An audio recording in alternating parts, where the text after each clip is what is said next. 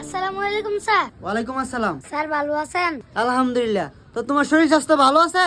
জি sir, আলহামদুলিল্লাহ। ওকে, তো মন দিয়ে কাজ করো। হ্যাঁ আচ্ছা ঠিক আছে স্যার। আচ্ছা ফরহাদ, ছেলেটা তো দেখতে ভালোই দেখাইতেছে, ভাবতাছি ওর আমার পিএস বানামু।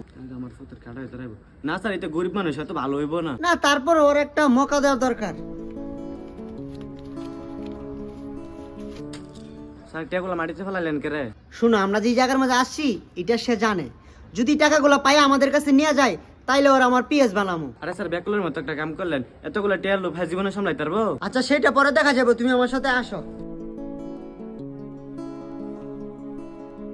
কি রে এতগুলা টিয়ানো ফুটে রয়েছে?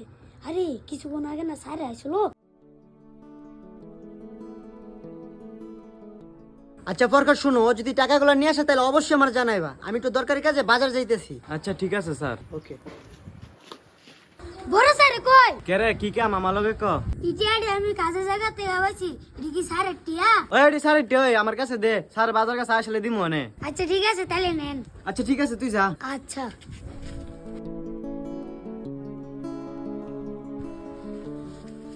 কি ফরহাদ মিয়া, ও কি পরে টাকা নিয়ে আসছিল? না স্যার আইছে না, আমি আপনার প্রথমেই বলছি ওইসব ছোট লোক টিয়া লোক সামলাইতে পারবো না।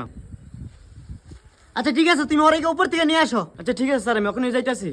এ সামিউল, হ্যাঁ স্যার তোর নিচে একটা চাইতি। স্যার হ্যাঁ লই আইছি। স্যার, আমি তো কোনো করছি না, আমার আমি দূরে লইছে কে রে? কোনো কিছু করছো না মানে? তুমি অনেক বড় অপরাধ করছো। আমি তোমার আমার পেজ বানাইতে চাইছিলাম, কিন্তু না, আজকে থেকে তুমি আমার ম্যানেজার।